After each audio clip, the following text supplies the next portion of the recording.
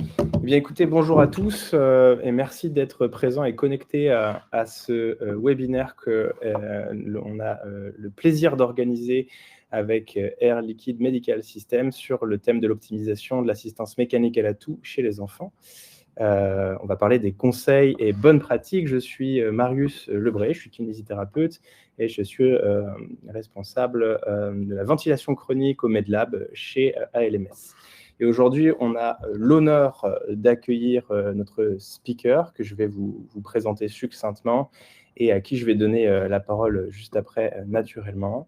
Donc, on accueille Nicolas Audat, qui est kinésithérapeute respiratoire en pédiatrie aux cliniques universitaires Saint-Luc et qui est clinicien-chercheur dans le groupe de recherche en kinésithérapie respiratoire de l'IREC UC Louvain. Bonjour Nicolas, comment vas-tu?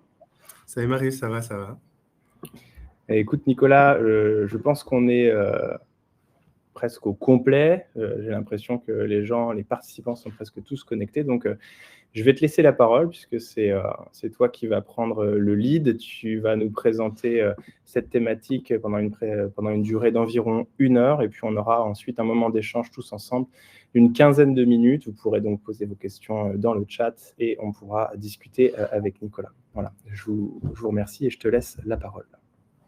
Merci beaucoup Marius et merci pour votre invitation. Alors, confirme-moi que c'est OK pour le partage d'écran. J'attends.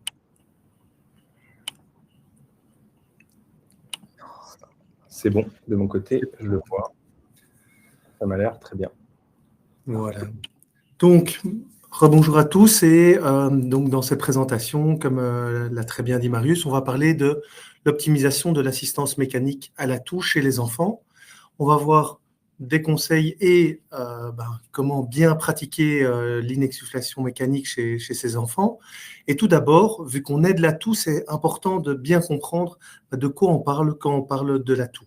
Alors l'atout, c'est un phénomène naturel, un phénomène réflexe que l'on a chez l'être humain où on va avoir à partir d'une stimulation une inspiration qui va être faite, qui va faire venir un volume prétoussif dans les poumons.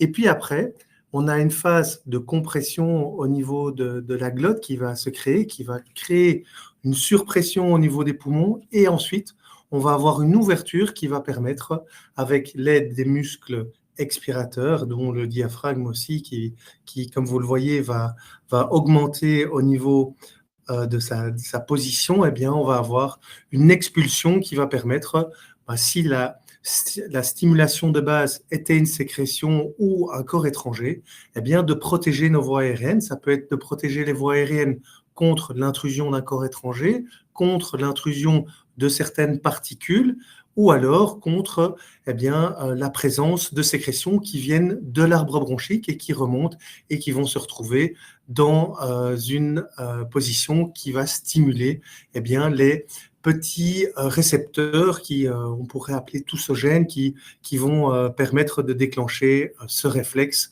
qui est un réflexe qui est présent dès le plus jeune âge, va se maturer et également qui va être de plus en plus contrôlable par les sujets au fur et à mesure qu'ils grandissent, notamment chez le sujet adulte normal et le sujet sain. Alors, cette efficacité de l'atout, elle va dépendre de plusieurs facteurs. Premièrement, de l'importance de l'inspiration. On a parlé de volume prétoussif. C'est bien évident que si je prends un grand volume d'air et que j'inspire bien, je vais avoir plus de force pour tousser. Puis après ça, il va y avoir la phase d'expulsion avec la vitesse de l'air expiré qui va permettre de dégager mieux les sécrétions, de faire passer mieux les sécrétions au-delà des voies aériennes supérieures. Puis, on a la puissance des muscles respiratoires. On verra l'importance qu'ont les muscles respiratoires dans l'atout et notamment par l'importance de l'utilisation de l'inexsufflation mécanique chez les patients qui ont des problèmes avec les muscles respiratoires, notamment les patients neuromusculaires. Et puis, évidemment, il y a ce qu'on va devoir tousser. Et donc, du coup, quand on parle de désencombrement et qu'on va parler de mucus, eh bien, l'épaisseur, la viscosité, l'élasticité du mucus, eh bien, va conditionner l'efficacité de l'atout. Plus on a un mucus qui va être épais et visqueux, eh bien, plus il va être dur à dégager. Et vous voyez bien, quand vous avez des patients qui ont des sécrétions qui sont importantes et qui sont plus collantes, plus épaisses, eh bien, il va falloir faire un effort de toux plus important, et on le voit même dans la vie de tous les jours quand on est un peu encombré. Alors, comment évaluer ce phénomène de la toux? Il y a plusieurs mesures qui nous permettent de pouvoir voir son efficacité. La plus courante, c'est ce qu'on appelle le peak co-flow, c'est le débit expiratoire de pointe à la toux. On va l'appeler le PCF. Et en fait, on va voir, comme vous le voyez sur le schéma de droite, on va avoir une phase inspiratoire où on est en litres minutes, où on va avoir une dépression, et puis après, on va avoir la fermeture glottique et on a ce peak co-flow qui est, vous voyez, suite à une montée brutale au niveau du débit, et on va avoir le peak co-flow qui va se mesurer en litres minutes ou en litres par seconde, ça dépend des auteurs. Et ce point-là, c'est le débit expiratoire de pointe à l'atout qui va nous permettre de mesurer l'efficacité de l'atout. On a d'autres métriques qui vont nous permettre de mesurer cette toux, la durée de la phase de compression ici, qu'on peut avoir altérée lors des atteintes bulbaires notamment.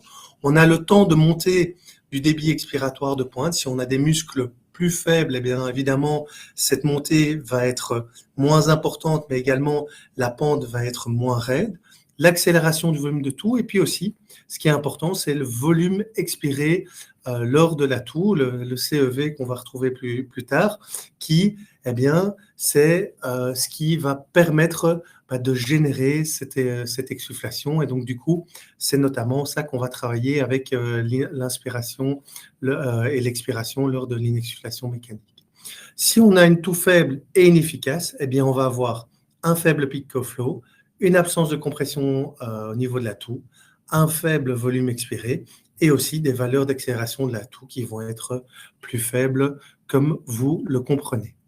Alors, Michel Chatwin, dans une étude qui vient de sortir ici, qui est en prépublication en 2024, a fait un tableau hyper intéressant pour les techniciens et pour les cliniciens de terrain, parce qu'elle reporte toutes les variables qu'on peut utiliser pour mesurer l'efficacité de la toux. Parce que comme on le verra, mesurer le débit expiratoire de pointe à la toux, eh bien, ça demande d'avoir certains outils de mesure et on ne sait pas le faire directement. Et on peut, lorsque on est en traitement avec un patient, lorsqu'on est au cabinet avec un patient, eh bien, peut-être se fier à d'autres indicateurs, peut-être de manière moins précise, mais qui peuvent déjà être des éléments très importants pour pouvoir juger de l'efficacité de la toux de notre patient.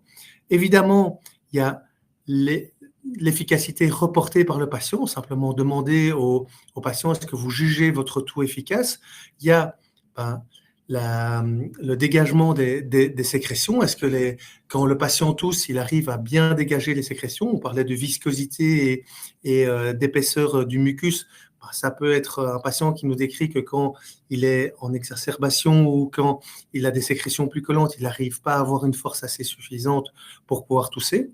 Il y a le caractère audible de la toux qu'on va retrouver aussi dans le son du débit expiratoire à la toux et dans l'auscultation. Et puis, il y a d'autres facteurs qui sont aussi des mesures comme la pression expiratoire maximale atteinte par le patient ou des mesures qui sont faites lors de la fonction pulmonaire.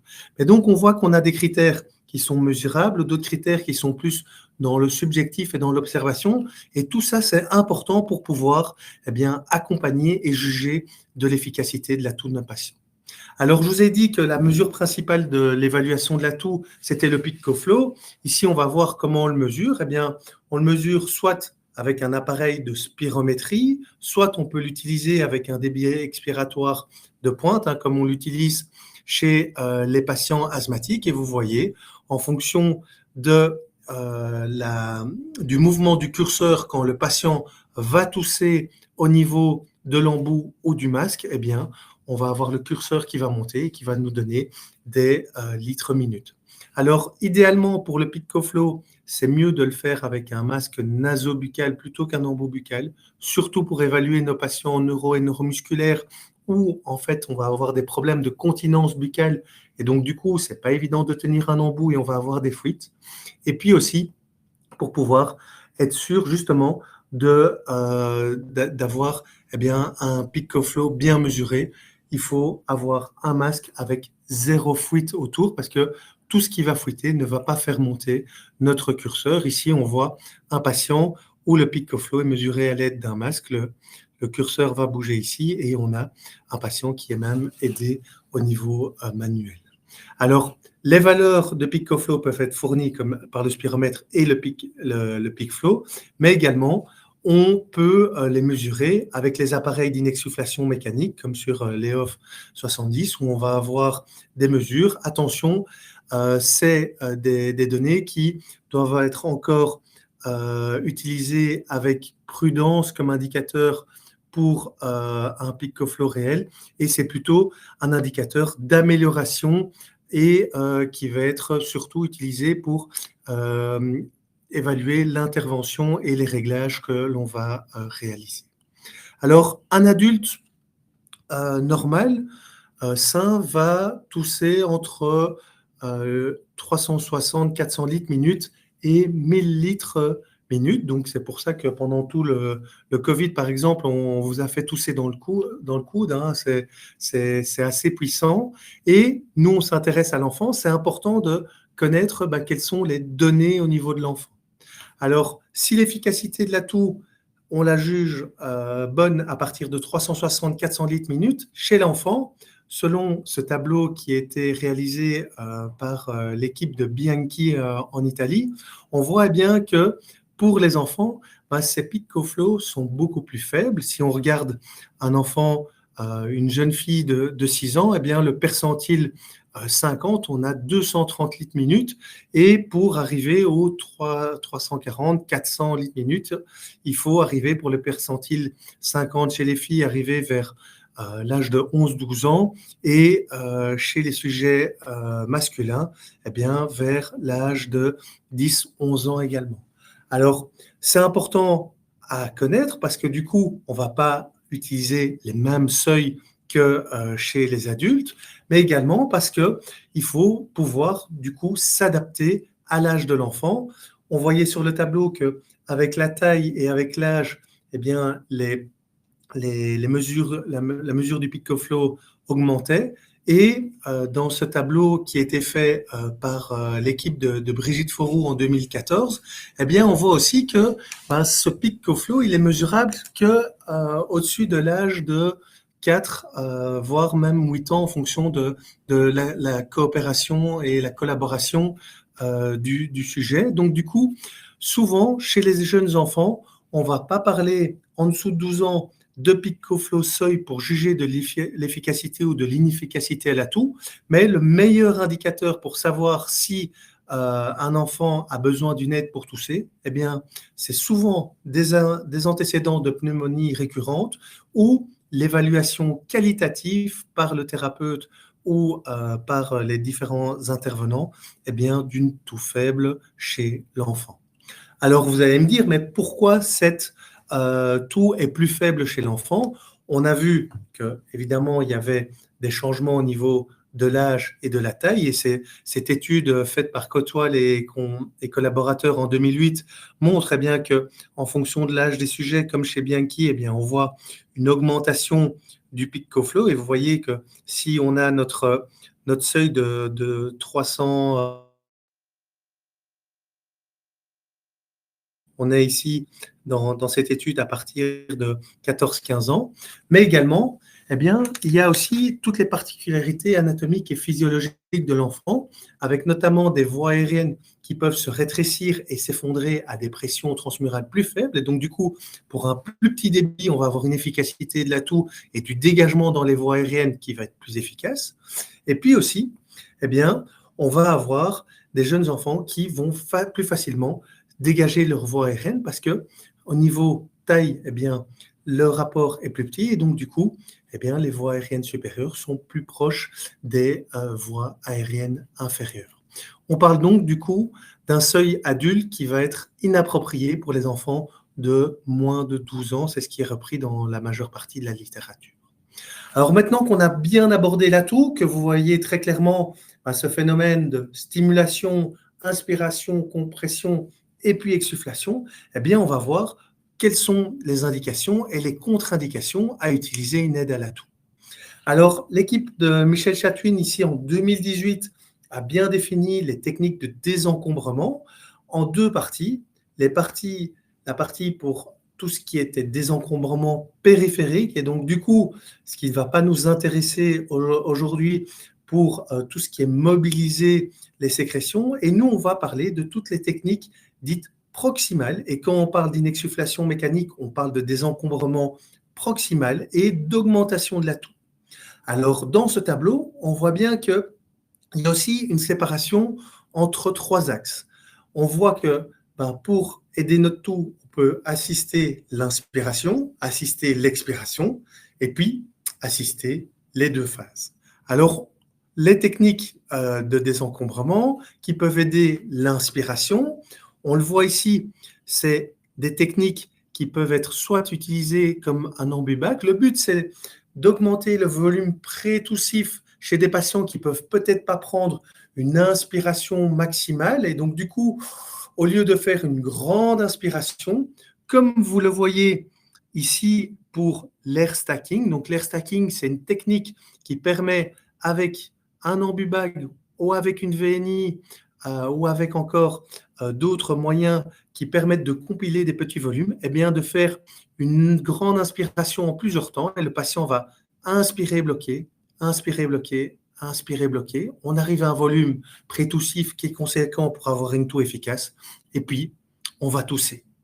Autre technique qui existe, on ne va pas rentrer dans les détails, c'est la fameuse technique qui a été développée par certains patients polio dans les années 50 et qui est encore utilisée par quelques auteurs. C'est la technique de la respiration glossopharyngée ou la technique de la grenouille où on va aspirer des petits volumes d'air pour pouvoir augmenter au fur et à mesure aussi le volume pré-toussif et tousser. C'est une technique qui peut être encore utilisée chez les adultes, chez les enfants. Elle est très dure à enseigner. Il y avait Malin Nygren-Bonnier en Norvège qui avait travaillé dans cette technique, en Suède, et elle démontrait que ça pouvait être efficace, mais c'était très fastidieux à apprendre aux jeunes enfants. Autre possibilité pour aider notre toux, c'est si on a un problème dans notre expiration. Et donc, du coup, pour augmenter l'expiration, qu'est-ce qu'on va faire? Eh bien, on va augmenter le soufflet qui va permettre d'expirer. Souvent, c'est que lorsqu'on a des problèmes au niveau de nos muscles. Et donc, du coup, une technique qui a été décrite par Michel Toussaint dès 2009, que vous voyez ici en deux illustrations, c'est la technique d'aide manuelle à la toux. Et donc, du coup, on va remplacer les muscles qui sont défaillants au niveau respiratoire et au niveau de notre expiration par les mains du thérapeute. Et donc, du coup, on peut aider au niveau thoracique, au niveau thoraco-abdominal, en poussant au niveau de notre abdomen et en donnant un appui pour le diaphragme et en ramenant les viscères pour pouvoir jouer ce rôle de soufflet qui va permettre d'augmenter l'expiration. On peut également utiliser simplement la phase expiratoire de l'inexsufflation mécanique. C'est important aussi de le préciser pour pouvoir avoir une expiration correcte. Ici, vous voyez qu'on va utiliser juste la phase d'expiration de notre inex. Et puis, ce qui nous concerne, c'est aujourd'hui, c'est d'aider à la fois l'inspiration et d'aider l'expiration. Et donc, du coup, on voit le MIE, donc INEX en anglais, pour Mechanical Inexsufflation. Et donc, du coup, la machine, elle va donner un volume pré-toussif et puis avoir une exsufflation. Et elle va le faire via quoi? Via une pression positive et un passage rapide en pression négative. On va voir ça directement ensemble.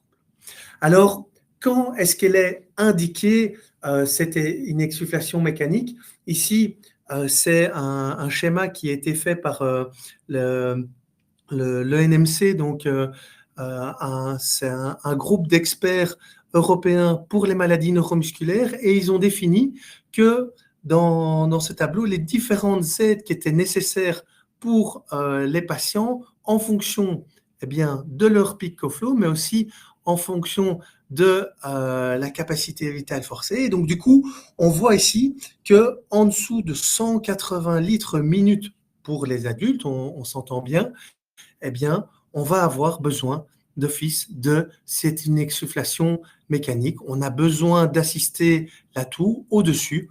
On peut parler des autres techniques qu'on vient de voir, aider l'inspiration, aider l'expiration, avec des techniques évidemment qui sont plus simples. Et vous voyez que les techniques vont être plus importantes au niveau coût et aussi au niveau de l'assistance, en fonction qu'on aille plus vers le bas et qu'on aille plus vers la gauche. Alors, ces techniques d'inexsufflation mécanique, on a un avantage, c'est qu'elles sont recommandées et largement recommandées par les différentes sociétés, comme ici la British Thoracic Society, avec leurs recommandations pour les enfants avec des faiblesses neuromusculaires.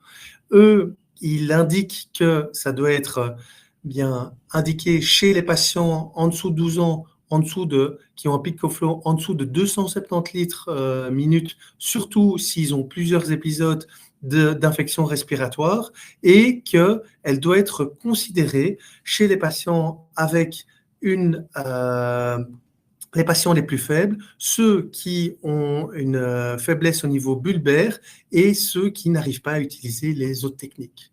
C'est également recommandé par la société, la Canadian Thoracic Society, qui, elle, pour les patients qui sont ventilés à la maison, et bien aussi chez les patients qui ont une toux inefficace, c'est largement recommandé d'utiliser l'inexsufflation mécanique. Si on s'intéresse de façon plus proche, les recommandations de la HAS pour la mobilisation thoracique et des aides de la toux via le forfait 7, montrent que chez les patients avec un débit expiratoire de pointe à la toux, donc le PCF inférieur à 300 litres minute, c'est recommandé. Et si on s'intéresse aux enfants, ils mettent que dans la population pédiatrique, les inexsufflations doivent être considérées chez les enfants très faibles, avec notamment de perte de fonction bulbaire. On se rapproche par exemple des critères de la BTS. Et puis aussi, on parlait du tableau fait par le consortium pour les techniques de désencombrement de l'ENMC. En 2013, il y avait également un autre workshop de l'ENMC sur les pathologies musculaires congénitales qui montrait que pour l'augmentation de la toux, l'inexsufflation était fortement recommandée de 0 à 2 ans et plus encore chez les enfants de 2 à 5 ans et pour les enfants de plus de 5 ans. Si on parle des indications, c'est important de savoir aussi quels sont les effets et quelles sont les améliorations qu'on doit attendre de cette inexsufflation mécanique. Et l'équipe hollandaise de Esther Veldoen a montré dans une étude de cohorte rétrospective qu'il y avait, grâce à l'utilisation de l'inexsufflation mécanique dans une population, ici vous voyez, de patients neuromusculaires avec des SMA type 1, type 2, des patients du chêne et d'autres maladies neuromusculaires, une diminution du taux d'hospitalisation lié aux infections respiratoires, des durées d'hospitalisation plus courtes, une grande satisfaction des patients, c'est important, mais aussi une charge de traitement plus faible avec des traitements qui duraient moins longtemps et qui étaient moins fatigants pour les patients. C'est des critères qui sont évidemment très intéressants. Une autre étude qui a été faite ici par Siri Watt en 2017, qui a montré chez des patients atteints de paralysie cérébrale, les patients IMC qui présentaient des infections des voies respiratoires inférieures et des atéctasies, il montrait également qu'il y avait une diminution des durées de séance, une bonne tolérance, mais surtout qu'il n'y avait pas de complications qui étaient observées dans l'utilisation des techniques. C'est souvent un frein parfois dans l'utilisation de techniques en clinique ou chez des patients de manière chronique, c'est la peur de complications. Ici, il montrait qu'il n'y avait pas de complications observées. Alors, si on veut résumer les indications et également s'intéresser aux contre-indications, je vous propose cette dia à partir de données cliniques et puis aussi à partir des données, on parlera de cette clinicienne norvégienne Britt Hof à travers différentes études brillantes dans cette présentation. Et on voit bien que dans les indications pour utiliser une insufflation mécanique, on a l'encombrement proximal, on parle bien de proximal, pas de désencombrement périphérique, une toux inefficace et un déficit des muscles respiratoires.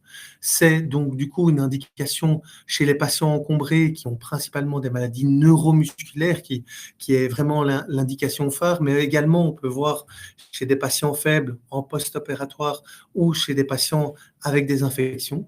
On peut également avoir des problèmes chez des patients neuropédiatriques, on l'a vu avec les patients IMC ou CP. Au-delà de nos indications, eh bien, il faut faire attention, et c'est un feu orange, à l'utilisation de l'inexsufflation mécanique pour les patients obstructifs, les patients avec des atteintes bulbaires et avec une absence de collaboration. Par exemple, l'absence de collaboration, c'est des patients qui ne vont pas bien se synchroniser. Et donc, du coup, peut-être que l'utilisation de l'inexsufflation mécanique sera moins facile ou moins efficace. Chez les patients avec une atteinte bulbaire, on a une perte au niveau de la compression, mais également, on peut avoir des troubles de la déglutition et il faut bien faire attention à ça. Et puis, faire bien attention, alors c'est des contre-indications et c'est aussi des contre-indications relatives. Chez les patients avec un pneumothorax non drainé, on va avoir une augmentation de pression, donc du coup, on peut avoir évidemment une majoration du pneumothorax. Les patients qui vont présenter un collapsus trachéobronchique, les patients avec une hémodynamique instable ou une hypotension, et faire attention aussi chez les patients qui ont des hémoptysies importantes. On peut avoir, par exemple, des patients qui lors d'hospitalisation ou lors d'un suivi chronique, vont présenter des saignements dans les sécrétions. Et donc, du coup, toujours en avertir le médecin responsable ou le pneumopédiatre pour pouvoir aviser de la suite du traitement.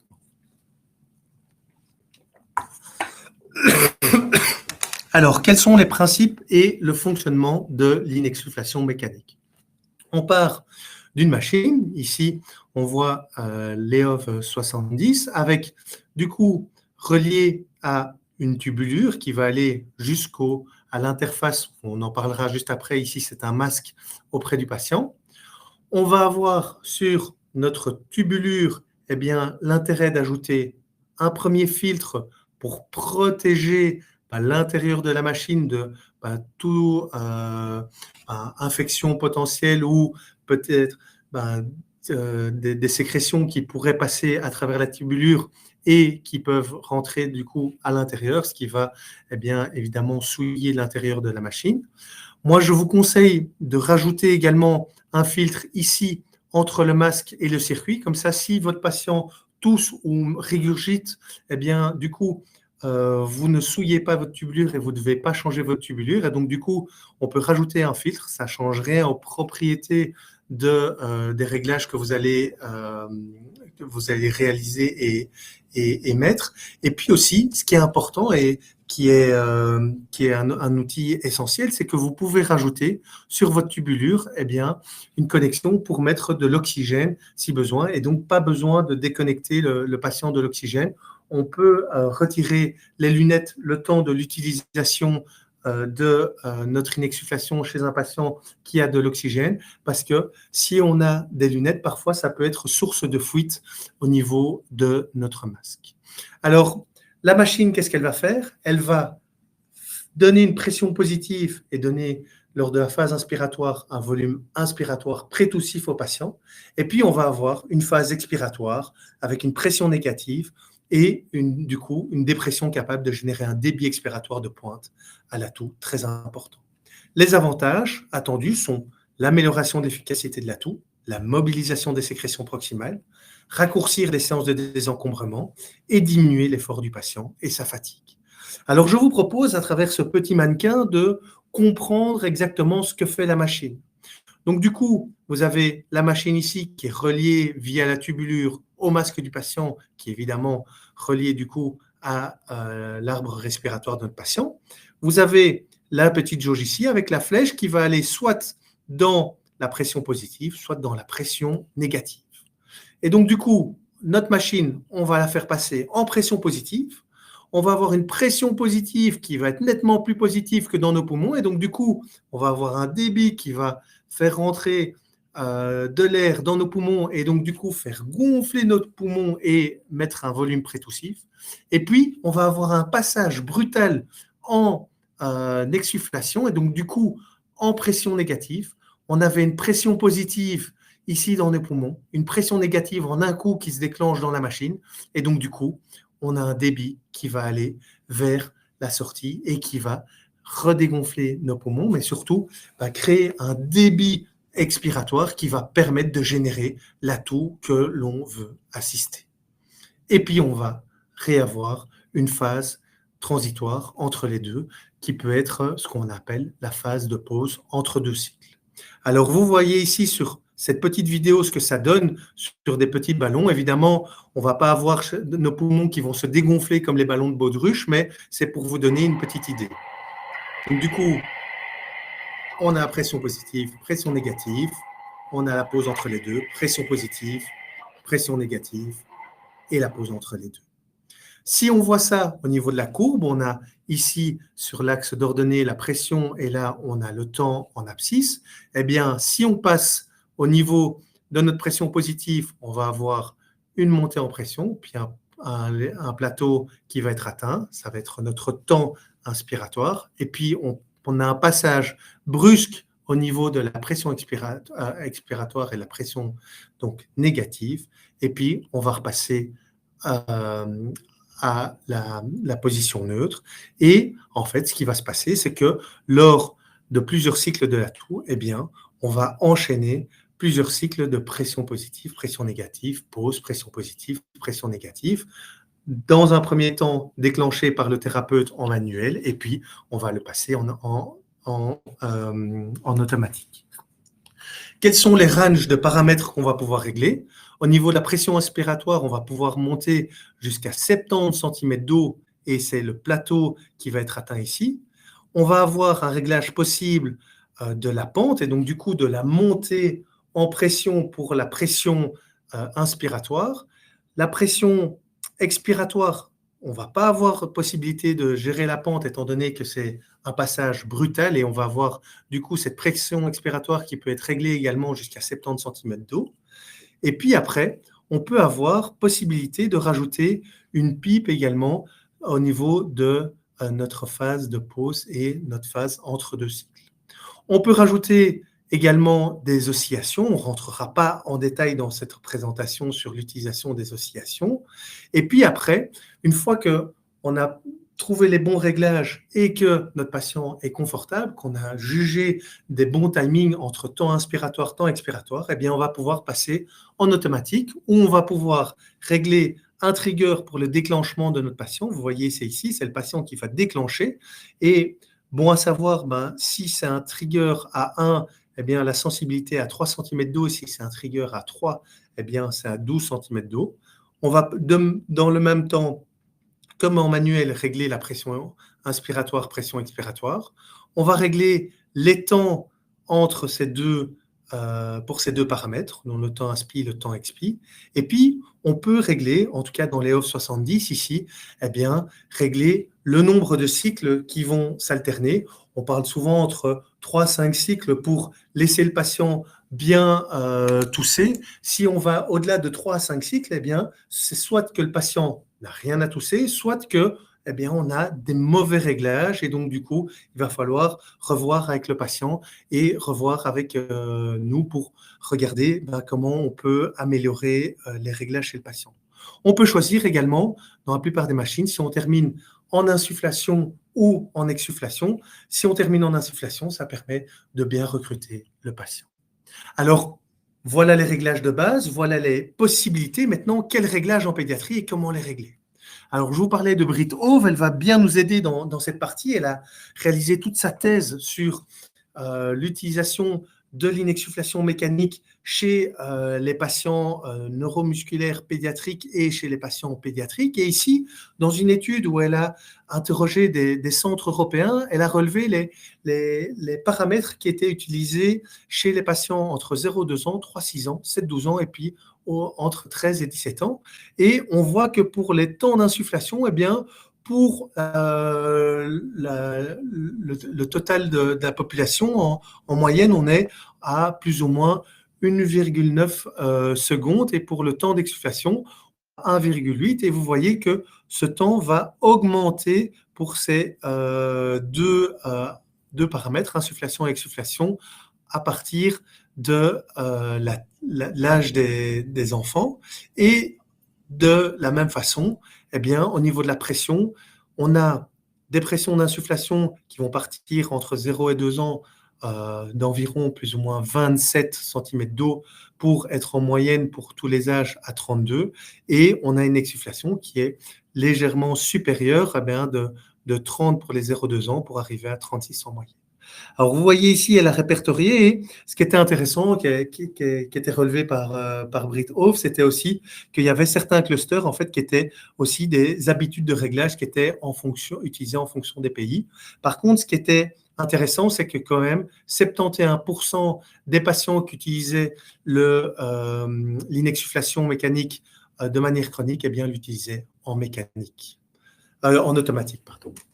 Alors, elle a également essayé d'optimaliser les débits expiratoires sur poumon d'essai. Donc, du coup, elle a simulé un enfant de 1 an en essayant plusieurs réglages, en testant différents réglages d'insufflation et en regardant le volume d'insufflation et en regardant le peak co-flow.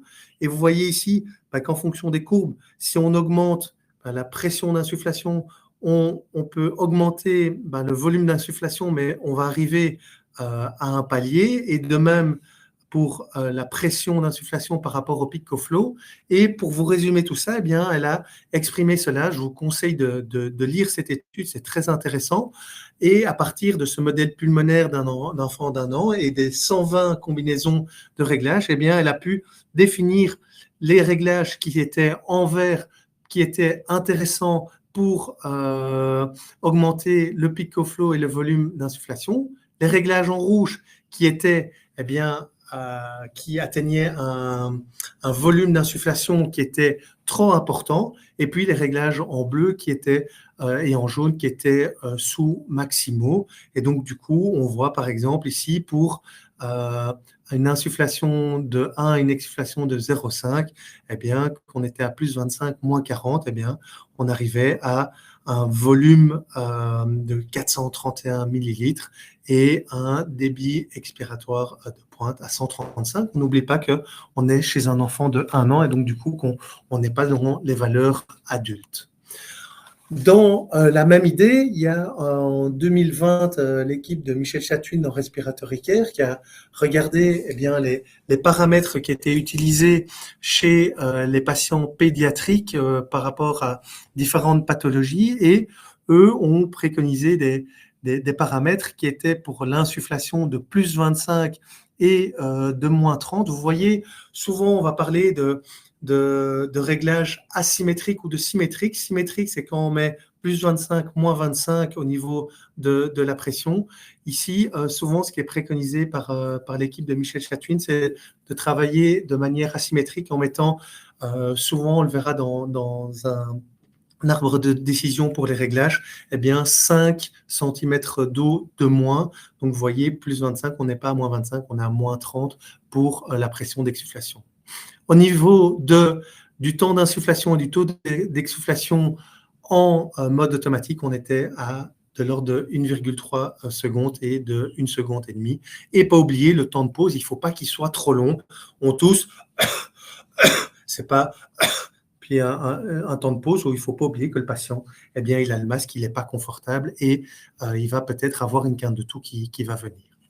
Je vous parlais d'un arbre décisionnel. Ici, dans ce même article, eh bien, pour les patients qui étaient donc équipés pour la première fois et chez qui il fallait faire les réglages, eh bien, l'équipe de Michel Chatwin propose de partir d'une première question. Est-ce que notre patient est sous ventilation non invasive ou pas?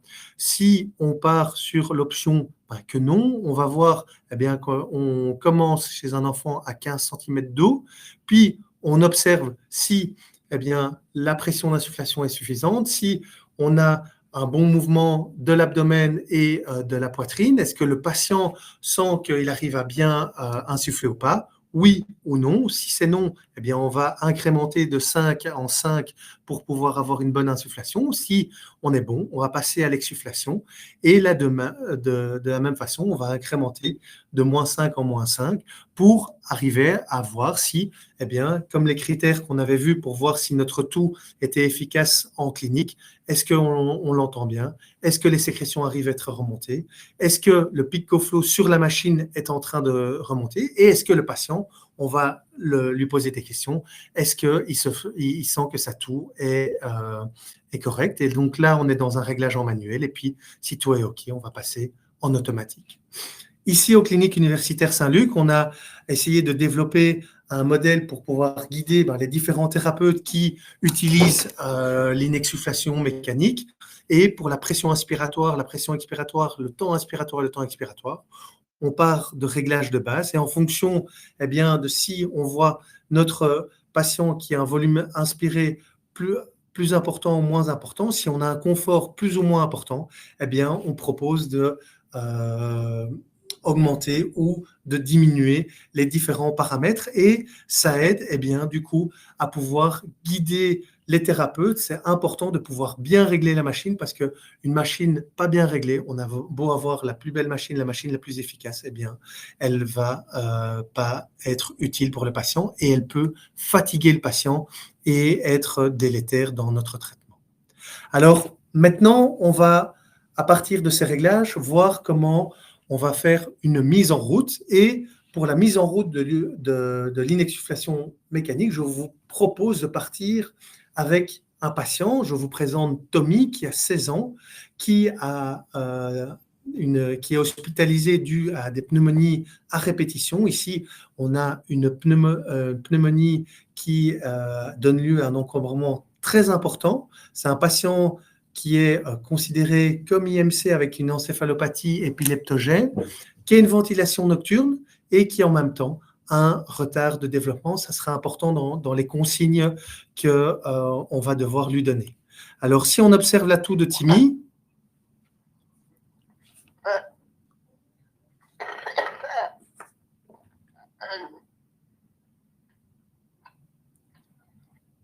on voit ici qu'on a une toux qui est inefficace. Dû au retard de développement, au manque de coopération, on ne peut pas évaluer son peak co-flow via le peak flow ou toute autre mesure. Par contre, dans les indications de l'inexsufflation mécanique, eh bien, on a un patient qui a une pathologie neurologique, qui a un encombrement, et on entend avec cette toux qui est très bruyante, on entend qu'on a un encombrement au niveau proximal, en tout cas ici. On a une faiblesse musculaire des muscles inspiratoires et expiratoires. Et on a, malgré le retard de développement, croyez-moi sur parole, une collaboration qui est possible et qui est faisable avec Timmy. En contre-indication, on va checker si on a le pneumothorax, collapsus trachéobronchique, et on n'a pas de problème dans tout ça, et on n'a pas d'hémoptasie importante. Donc, on peut commencer l'indication d'inexsufflation mécanique. Alors, on va partir donc du coup de l'évaluation de notre patient. On va se dire, OK, on va commencer. C'est un patient qui n'avait jamais eu l'inexsufflation mécanique avant son hospitalisation. Et ce qui va être important, une fois qu'on a décidé de starter l'utilisation de l'inexsufflation mécanique, c'est en plus d'avoir la machine qui est disponible, eh bien, on va expliquer, présenter la machine. Ici, à Tommy et à ses parents et également à l'équipe soignante.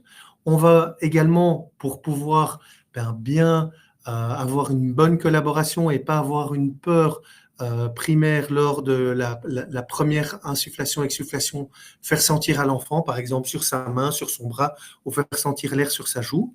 Et on va faire, comme dans l'exemple de l'arbre décisionnel de Michel Chatwin, eh bien une titration pas à pas de notre insufflation et de notre exsufflation. Et il vaut mieux commencer avec des paramètres qui sont sous maximaux et augmenter, comme je vous l'ai dit, de manuel en automatique. Et on va avoir une grande importance d'observer et d'écouter notre patient. Au niveau du confort également, ça va être important d'utiliser une interface adaptée. On peut utiliser une exsufflation mécanique par masque sur un embout de trachéo, par embout avec les complications qu'on va avoir pour maintenir l'embout, mais ça peut être utilisé, et sur un tube endotrachéal. Et donc, du coup, ici, chez Tommy, c'est pas Tommy dans l'illustration, il n'a pas changé, je vous rassure, mais on va pouvoir utiliser un masque. L'avantage des masques qui sont utilisés pour la ventilation de manière courante, et c'est des masques qui sont assez largement disponibles à faible coût dans le commerce. On a différentes tailles. La petite jupe ou le petit coussin permet d'éviter la fuite et c'est confortable quand on l'utilise chez le patient. Après ça, on va travailler sur l'installation de l'inexsufflation mécanique et sur la titration des différents réglages chez notre patient, et on va s'adapter en fonction des réglages de base, mais en fonction de la clinique et du feedback du patient. Et c'est vraiment un compromis entre la tolérance, le confort, l'efficacité, l'augmentation du peak of flow qu'on va mesurer sur la machine, et il va falloir juger avec le patient. Est-ce que tu as assez d'air? Pas hésiter à lui demander, on est en pédiatrie, de donner des exemples. Est-ce que tu te sens gonflé comme un ballon? Est-ce que tu sens tes poumons qui grandissent? Est-ce que tu arrives à tousser? Est-ce que c'est supportable? Et on va augmenter au fur et à mesure les paramètres, essayer d'arriver à des paramètres optimaux en adaptant notre intensité et aussi la durée et la fréquence qu'on va avoir pour le patient grâce à son état. De nouveau, Britt Hove, et ici c'est une étude qui est sortie également très récemment en 2024, elle a étudié via une échelle visuelle analogique le confort et l'efficacité chez les patients, et elle montrait que les paramètres qui étaient utilisés de manière asymétrique étaient parfois mieux tolérés chez les patients, mais qu'en fonction des différents paramètres et en fonction des différents âges, on avait différentes tolérances. Mais c'est important de pouvoir évaluer au confort et à l'efficacité, parce que c'est pas une machine qu'on va devoir utiliser juste une fois ou alors de manière exceptionnelle dans une situation clinique, mais c'est une machine que l'enfant va devoir adopter et utiliser au quotidien. Donc, du coup, c'est important de travailler sur la compliance. De même, il faut pouvoir juger si c'est tolérable chez l'enfant en inspiration et en expiration, et pas oublier que si on a un problème en inspiration mais pas en expiration, on va pas utiliser une phase d'exsufflation. Ici, Mathieu Lacombe montrait au dernier CPLF ici en 2024 que chez les patients qui avaient un débit expiratoire de pointe à l'atout, donc un PCF au-delà de 300 litres minute, c'était contre-productif d'utiliser l'inexsufflation mécanique, et donc du coup, c'était inconfortable pour le patient. Donc du coup, on part en manuel, on installe le masque chez Tommy. Vous voyez ici, il est installé dans le lit et on a un masque qui fit bien à son visage. Et puis, c'est important de pouvoir bien installer notre patient. Vous allez voir deux patients. Le premier, qui est un patient avec une SMA type 2, qui va tousser. Et donc, vous voyez, on commence ici avec la toux manuelle assistée. Et rien qu'en positionnant mieux la tête du patient, on va avoir une toux qui est plus efficace, des voies aériennes qui vont être plus dégagées et un patient qui va être plus confortable pour tousser. Alors, ce n'est pas évident chez Tommy parce que, dû à toutes ces rétractions, il a une syphoscoliose hyper importante. On va devoir bien l'utiliser, bien le mettre en position droite. Par contre, il va falloir essayer de parfois le caler avec des coussins pour que la tête ne tombe pas et pouvoir essayer qu'il soit le plus confortable, mais qu'on soit dans la position la plus efficace possible aussi. Pas oublier, on est des thérapeutes et il va falloir aussi coacher notre enfant. Ce n'est pas simplement poser une machine et être insuffle, insuffle, exsuffle. Il faut pouvoir coacher notre enfant comme un coach sportif et aller et pas avoir peur de dire « Allez, on prend de l'air, on insuffle, ok, et on tousse ». Et utiliser aussi un vocabulaire qui est adapté. Si vous dites à votre patient « expire », peut-être que ça va pas correspondre à quelque chose et bien s'assurer que l'enfant a le vocabulaire adapté pour pouvoir comprendre et donc du coup, bien peut-être changer les mots. Sur les Off70, il existe une nouvelle option qui a été développée uniquement sur cette machine, qui est l'utilisation d'un caméléon qui va se gonfler et se dégonfler et gonfler un ballon en fonction de l'inspiration et de l'exsufflation. Ça peut être aussi une super aide pour le coaching et pour encourager les enfants et pour pouvoir jouer sur la compliance dans l'apprentissage et aussi la vitesse de l'apprentissage, mais aussi l'utilisation peut-être plus ludique à la maison et sur le long terme. Aussi, il va falloir penser quand on va utiliser l'inexsufflation à combiner les techniques. Parce que je vous ai dit que c'était une technique qui était utilisée pour le désencombrement proximal. Les sécrétions, elles ne vont pas arriver par enchantement au niveau de nos voies aériennes supérieures. Et donc, du coup, on va devoir combiner avec des techniques de mobilisation de sécrétions au niveau périphérique pour drainer les sécrétions, les faire remonter et qu'on puisse utiliser la technique de Toux et l'inexsufflation mécanique pour libérer les voies aériennes. Alors, on peut utiliser évidemment la ventilation à percussion intrapulmonaire, l'IPV. Et donc, du coup, ici, chez Tommy, qui était fort encombré, qui avait des sécrétions au niveau périphérique, eh bien, on va utiliser d'abord l'IPV et puis après, une fois que les sécrétions sont hautes, on va pouvoir tousser les sécrétions avec notre inexsufflation mécanique. On peut également combiner, avec toujours notre exemple aussi annexe de patients avec une SMA type 2, avec l'aide manuelle à la toux. Et donc, du coup, en étant deux, et même parfois on peut y arriver tout seul, on va pouvoir combiner les cycles d'inexsufflation mécanique et l'aide manuelle à la toux. Et c'est important de bien synchroniser, mais ça peut être une aide qui est très efficace et qui est aussi motivante pour le patient parce que du coup, il va aussi avoir un feedback au niveau de son thorax qui va l'aider à mieux tousser. Et puis après, il va falloir s'assurer que tout cet ensemble, eh bien, il s'installe de façon sécuritaire et qui s'installe de façon progressive et dans le bon sens chez notre patient. Alors, qu'est-ce que ça veut dire tout ça?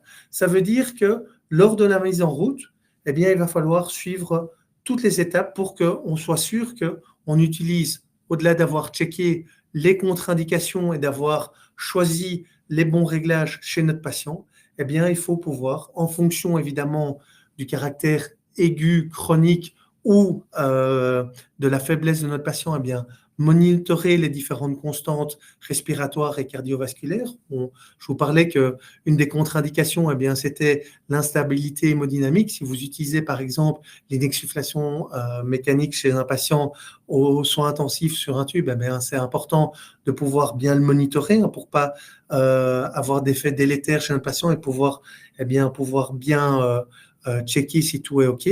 Observez toujours, même si vous utilisez une machine qui est perfectionnée, même si vous avez l'habitude, même si vous êtes chez un patient qui a l'habitude, toujours avoir un œil thérapeutique et d'observer les signes cliniques, surtout chez les patients neuromusculaires et ou les patients très faibles, qui peuvent mener à l'épuisement musculaire de notre patient. Et donc, du coup, observer la fréquence respiratoire entre deux cycles, la dyspnée du patient, voir si on a des signes de tirage respiratoire, demander aussi à notre patient si ça va. Pas oublier de faire des temps de repos entre plusieurs cycles de toux. Parfois, c'est rien que 2, 3 toux, même aidés, peuvent être très fatigants chez les patients. On peut évidemment l'utiliser chez les patients ventilés. Et donc, du coup, comme chez Tommy, eh bien, on peut faire des pauses entre les techniques de désencombrement avec la ventilation. Pas oublier de travailler aussi à distance des repas. Essayez une seule fois le cough assist ou l'inexsufflation mécanique ou les Off70 chez n'importe quel d'entre vous. Eh bien, si vous l'utilisez en postprandial, c'est évident que ça va être très inconfortable et que vous allez avoir un peu des relents. Et donc, du coup, bien faire attention à travailler à distance des repas. Et puis aussi, une notion de sécurité chez nos patients, c'est toujours d'avoir, si on a des patients qui ont des problèmes de déglutition ou qui ont des problèmes de sécrétion très abondantes, d'avoir une aspiration qui est prête pour pouvoir dégager le patient qui, si on remonte les sécrétions en les toussant et qu'il les a en arrière-gorge, s'il n'arrive pas à faire quelque chose, eh bien, du coup, ça peut être très dangereux pour le patient. Ici, chez Tommy, eh bien, il y a plusieurs critères qui étaient importants au niveau de sa sécurité. On avait l'oxygène qui était donné, donc du coup, bien faire attention de mettre l'oxygène sur le circuit ou veiller à ce qu'il garde les lunettes et qu'on n'ait pas de fuite. On avait arrêté l'alimentation qui était donnée par gastrostomie avant la séance. Et puis, vu que c'était un patient aigu, on surveillait ses constantes au niveau du scope. Alors, Tommy, comme je vous l'ai dit, il était également ventilé la nuit. Vu qu'il était très fatigué entre les séances, eh bien, on lui remettait la ventilation non invasive pour qu'il puisse récupérer entre 2 séances de désencombrement. Donc, on lui retirait les lunettes. On mettait l'oxygène sur la ventilation non invasive. Et puis, entre 2 cycles, donc parfois pour faire sa sieste ou entre 2 périodes, eh bien, on lui mettait la ventilation qui permettait de bien récupérer. Pas oublier au niveau sécurité aussi tout ce qui est lié à l'hygiène. À chaque nouveau patient, bien utiliser des circuits différents, des interfaces différentes et changer les filtres. Désinfecter la machine, ça paraît évident. Et pour un même patient, pas oublier de changer d'interface et de tuyaux lorsqu'ils sont souillés. Je vous disais de mettre un filtre entre le masque et le tuyau, ça peut aider à éviter qu'il y ait des souillures qui vont venir ou des sécrétions qui vont venir dans le tuyau. Et c'est plus facile de changer juste un filtre que changer toute une tubulure. Et pas oublier aussi l'hygiène de l'utilisateur et du soignant ou de l'aidant qui va utiliser l'inexsufflation mécanique. Alors, un dernier paramètre quand on va installer une inexsufflation mécanique ou quand on va utiliser une inexsufflation mécanique chez un patient, c'est de ne pas oublier de transmettre. On ne va pas utiliser l'inexsufflation mécanique à des moments bien précis chez le patient. On ne va pas le dire, en fait, le kiné va passer à 10 heures, on va utiliser l'inexsufflation mécanique juste à ce moment-là.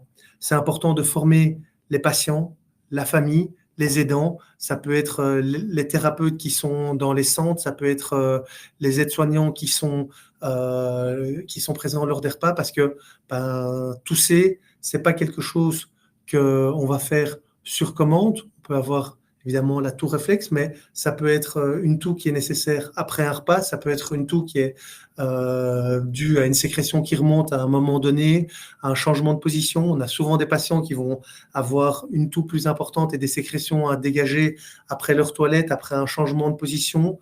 Des parents qui décrivent que leur patient, leur enfant va être plus encombré, avoir plus de mal à se dégager lorsqu'ils vont mettre l'enfant au lit. C'est pas à 21h quand on va passer l'enfant de sa voiturette au lit qu'on va appeler le kiné pour utiliser, parce que c'est le seul utilisateur qui est capable d'utiliser l'inexsufflation mécanique. Et donc, du coup, c'est important, nous, en tant que thérapeutes qui installons l'inexsufflation mécanique, eh bien, de pouvoir s'assurer que tout le monde puisse l'utiliser. Donc, du coup, on va s'assurer des bons réglages, de passer du manuel à l'automatique et d'avoir des réglages automatiques qui peuvent être utilisés quand le patient en a besoin. Et pour ça, du coup, c'est important de bien suivre et de bien réévaluer régulièrement le patient pour que les patients, la famille, les aidants, eh bien, utilisent les meilleurs réglages au meilleur moment.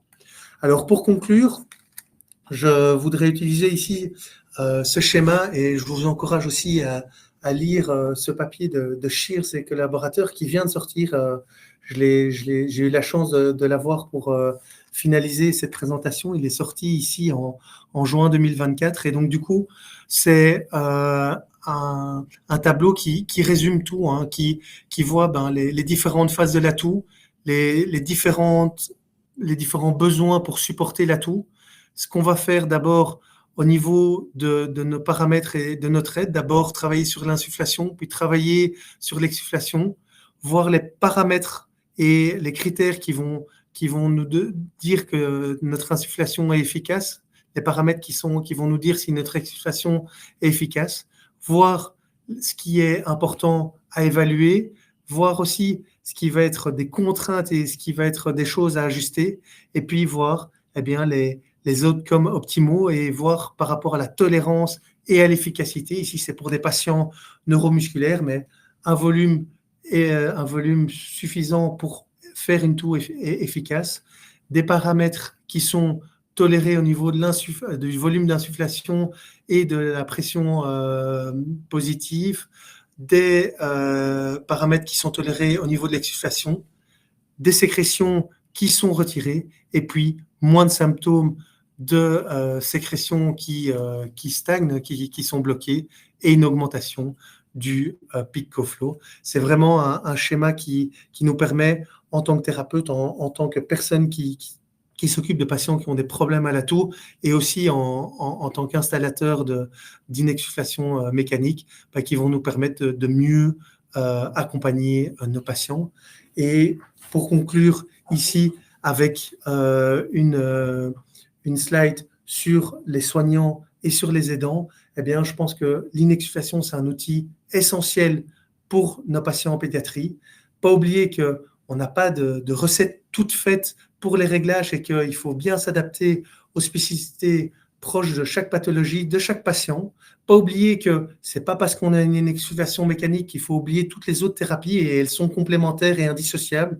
Et donc, du coup, ça permet d'aider encore mieux le patient. Et quelle que soit la technique utilisée ou la combinaison de techniques utilisées, c'est l'investissement personnel en temps et en formation, et vous êtes là pour ça ce soir, des soignants, des aidants, et également de toutes les personnes qui aident à installer l'inexsufflation mécanique à domicile ou chez les patients, qui vont générer l'efficacité et des meilleurs résultats chez le patient. Et pour ça, il faut être disponible, se former, s'adapter, avoir une bonne expertise et avoir une bonne expérience.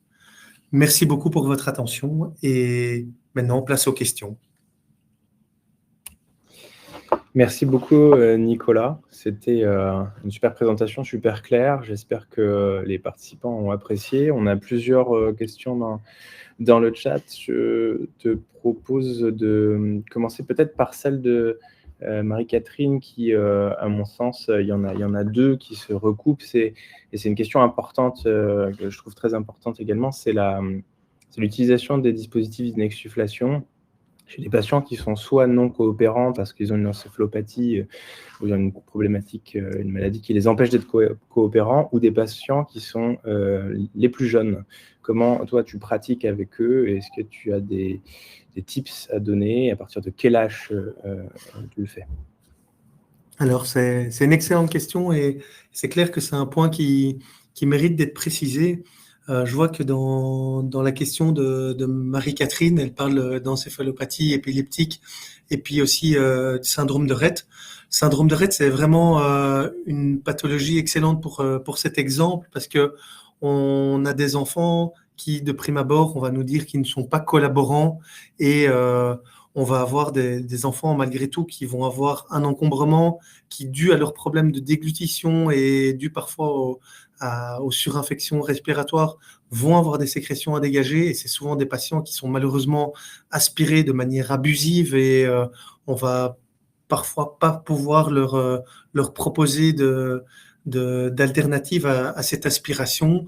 Alors, clairement, déjà, il y a toutes les techniques de désencombrement périphérique qui peuvent être utilisées, mais lorsque les sécrétions sont hautes, c'est des patients où je pense que ça vaut le coup d'essayer, en tout cas, l'inexsufflation mécanique. Moi, j'ai eu comme ça 2 patientes avec le syndrome de Rett où, à la base, je partais sur le principe qu'ils n'étaient pas collaborants, et puis je me suis dit, je vais essayer parce que j'en ai marre que cette patiente, elle ait le nez qui saigne. On n'oublie pas non plus aussi chez des patients où parfois la nutrition plaisir et donner simplement une cuillerée de panade ou une cuillerée de crème est parfois le seul lien qu'il y a avec les parents. Et donc, du coup, on a des parents qui se communiquent et ont vraiment un lien privilégié durant ces moments d'alimentation. Et en ayant des aspirations répétées au niveau de la bouche, eh bien, on va avoir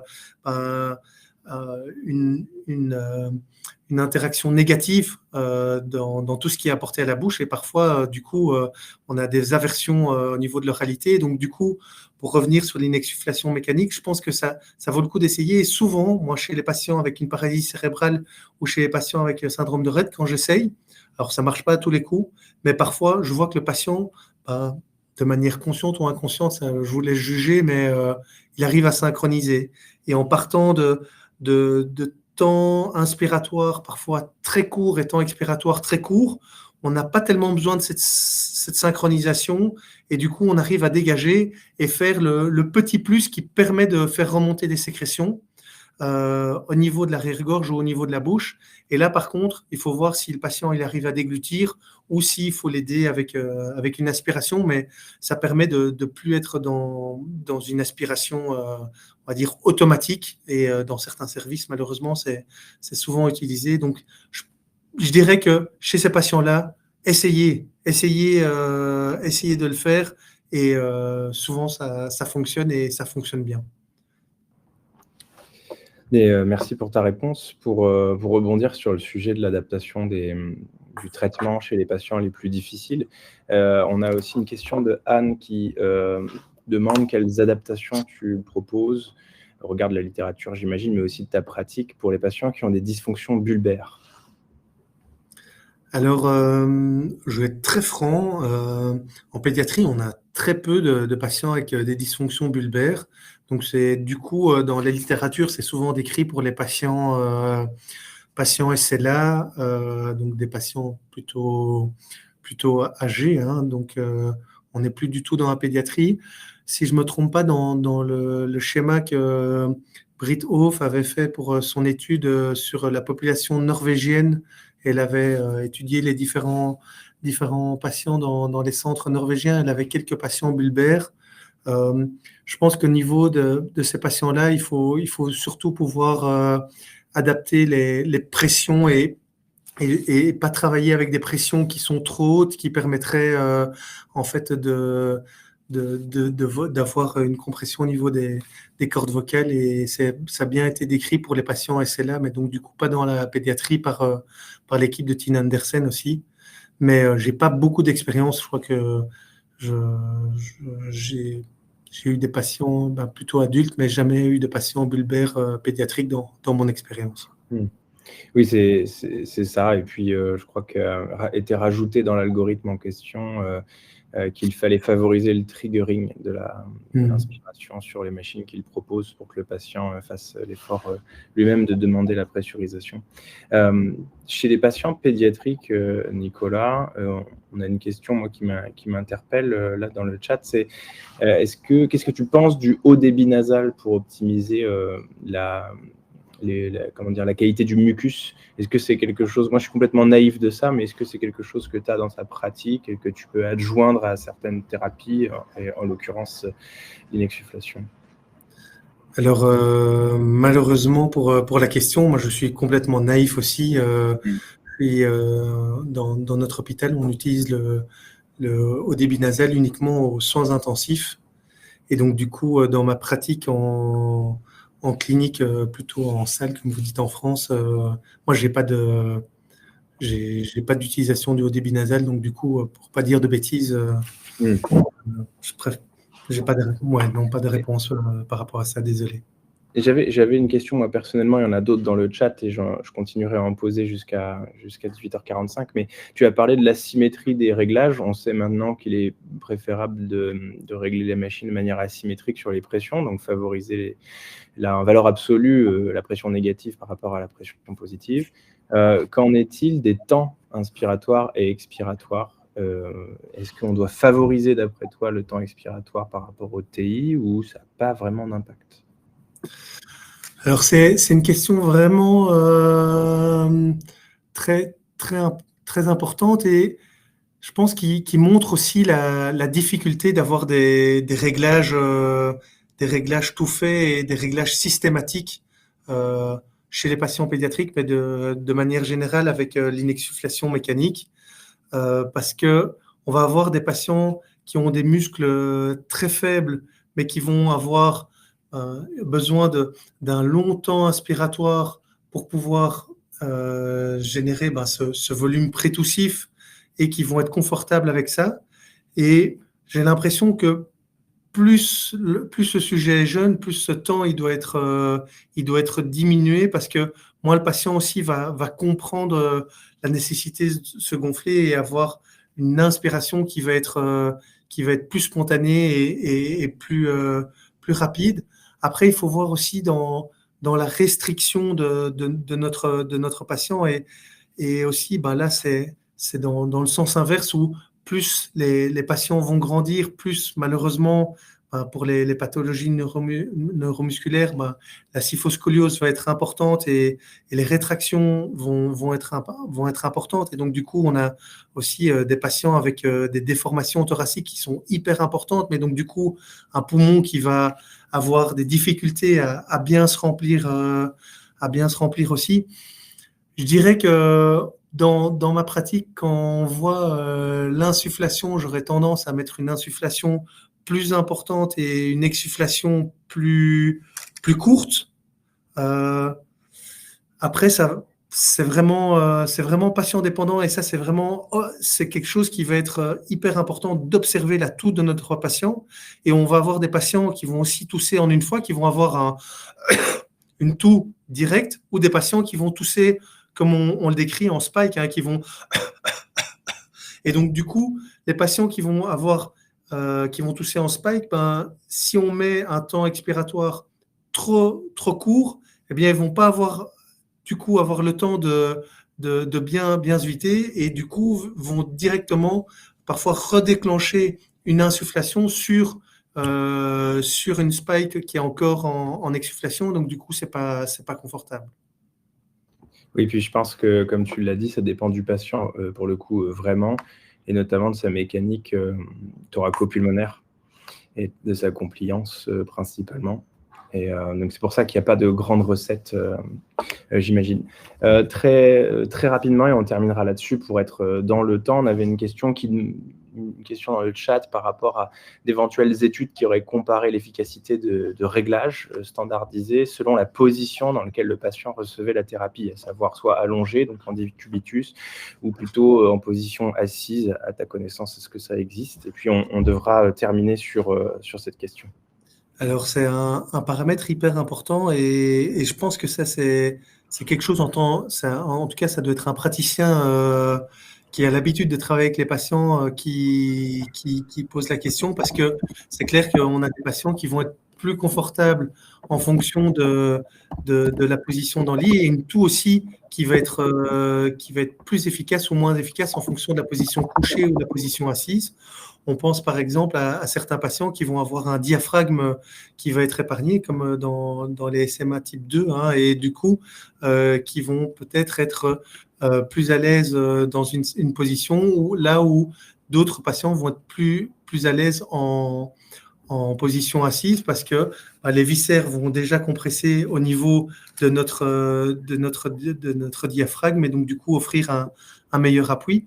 Même chose pour le port du corset, et souvent on va penser à retirer le corset parce que le thérapeute va vouloir mettre ses mains pour pouvoir aider et faire l'aide manuelle assistée, mais parfois j'ai des patients qui sont plus confortables avec leur corset pour tousser, parce que ils sont dans la bonne position, ils sont bien maintenus, et on essaye de mettre les mains à travers le corset pour pouvoir en plus assister, mais si on retire le corset, ils sont plus dans une bonne position. Donc, à ma connaissance, il n'y a pas d'étude qui compare l'inexsufflation en fonction de la position assise, couchée. C'est peut-être un sujet d'étude à creuser, mais du coup, c'est vraiment important, et en fonction des pathologies, je pense qu'il faut pouvoir y penser et penser au confort là où le patient est le plus efficace. Peut-être qu'il y a des patients aussi en assis qui vont avoir une meilleure toux et qui ne vont pas avoir de mécanique, et quand ils sont couchés et alités, qu'ils sont plus faibles, c'est nécessaire. Pas oublier non plus que le peak co-flow, quand on va l'avoir chez un patient qui est hors exacerbation, hors situation aiguë, va être plus élevé que chez le patient qui va être très faible et qui va être hospitalisé ou qui va être en décompensation. Donc, du coup, ça, c'est vraiment très important aussi à avoir et pas se baser sur le peak of flow qui est quand le patient est dans son meilleur état et dans sa meilleure forme.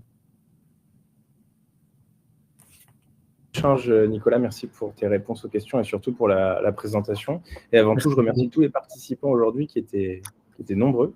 On était beaucoup, donc c'est un vrai plaisir pour nous. Sachez que vous recevrez l'enregistrement du webinaire directement, puisque vous y avez participé, et donc que vous pourrez le regarder à nouveau si vous le souhaitez ou le partager. Je vous souhaite donc une très bonne soirée. On essaie de finir à l'heure, et encore merci à toi, Nicolas, d'avoir... Merci à vous pour l'invitation, et merci à tous pour votre présence. Bonne soirée. Au revoir.